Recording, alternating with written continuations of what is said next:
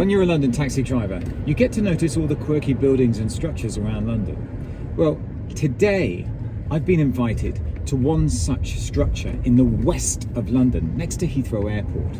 It's in a small village called Cranford, and it has an incredible history. Right, let's go take a look.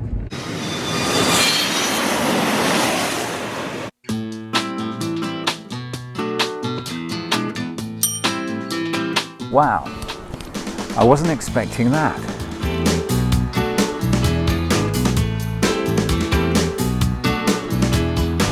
This rather odd-shaped cylindrical building behind me is what's known as a highwayman's lockup. It dates back to the 19th century. It's been renovated by the Heritage of London Trust, and today I'm going to get someone to let me go inside and have a look around.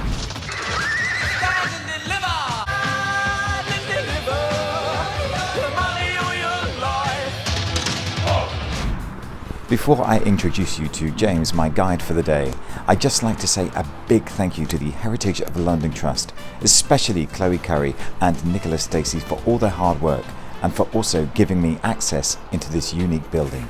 James has arrived. Thank you so much for turning up today. You're volunteering on behalf of the Heritage Trust of London, really, looking after the key for this historic building. Yes, and the London Borough of Hounslow's local history library. Oh, okay. So I know a bit about this highwayman's lockup, as it's referred to, but not a lot, not as much as you do. Could you tell me a little bit about what you know about it? Well, this is a very small prison for a very small village. Yeah. And it was useful in the days in which the local government unit was the parish and was a very small unit. A lot of small villages in the country around London, in Middlesex, would have had village cages like this. Very few of them survive. This is the only one that survives anywhere in the Greater London area. Wow. There is one more, I think, in the Metropolitan Police District out towards Aldenham, but this is quite unique.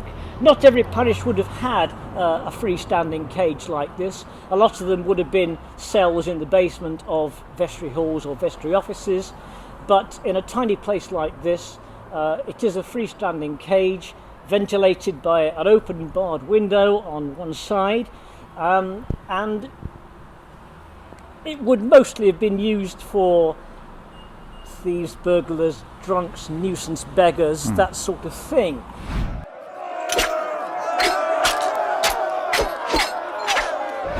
It's called the Highwayman's Cage because we're so close to Hounslow Heath, which came right up to the Bath Road, just about half a mile in that direction. And this part of the heath was a notorious haunt of highwaymen.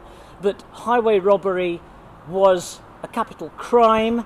It would have taken an awful lot to hold a highwayman in a building like this, which is only sort of semi-secure. I don't know how many highwaymen were ever imprisoned in here.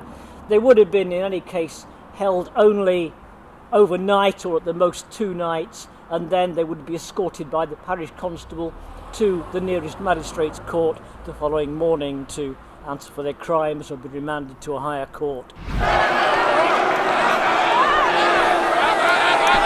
Right, and what would be the normal sentence for a highway jacking of that nature? Highway robbery. In the golden age of highwaymen, from the English Civil War through to the early 1800s, was a hanging offence at Tyburn, which is now Marble Arch. Yeah. And they would have been imprisoned in Newgate, trolled out along Oxford Street in a cart as far as Marble Arch, and hung on the gallows there in front of a crowd. High risk business then. It was a high risk business. Highwaymen seem to last maybe a year or two before they get caught, live high on the hog while they can, wearing the best clothes, having a lot of fun, but they generally got caught in the end, even though there wasn't a properly organised police force.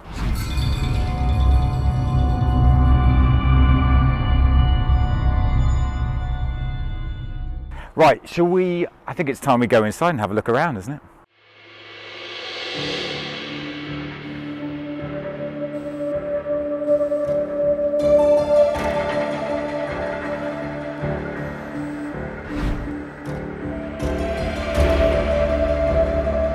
It's not very big, is it? No, it's a one-man prison. It's a one-man prison, and facilities are primitive. There would have been straw on the floor, Yep. straw mattress probably to sleep on, a bucket for your necessaries. Yeah. Oh, okay. Yeah. I and- was just about to ask about the toilet facilities. Yes.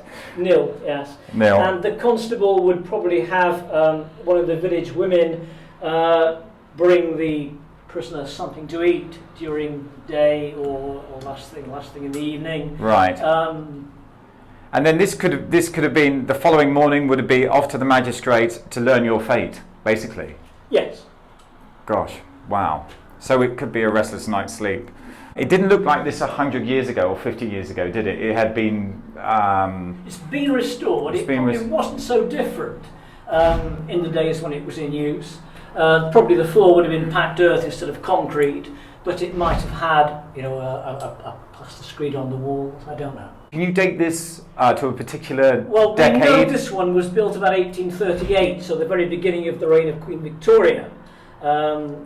And it probably was in use for about 40 years until it went out of use. It probably succeeded an earlier similar building. Right. We don't know. We can't say for certain.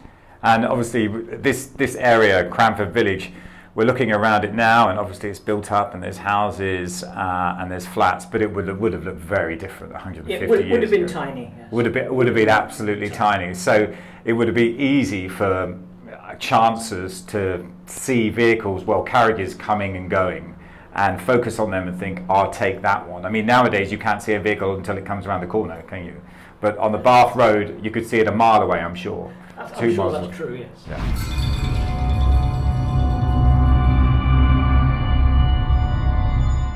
I must admit, not the greatest place to spend a night, but incredible to get access to this unique structure in Cranford Village. To think of the type of people that would have been sleeping and locked in here on this floor, the Dick Turpins of their age, some of them local heroes, some of them just plain nasty bullies. Yeah, it's quite a claustrophobic experience, that's for sure, being in a place like this. Oh.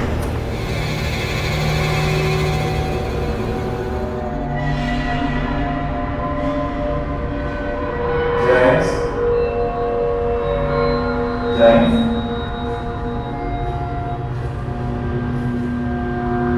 James, are you there? Oh no. Where's he gone? James! James! Get him out! James!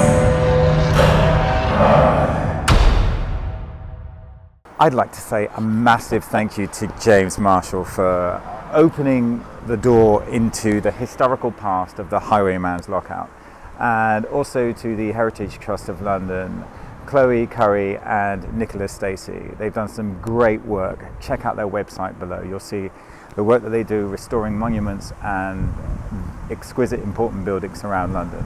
So please do take a look. Thanks for watching Secrets of London with Mark Monroe. Leave any comments down below and don't forget to subscribe.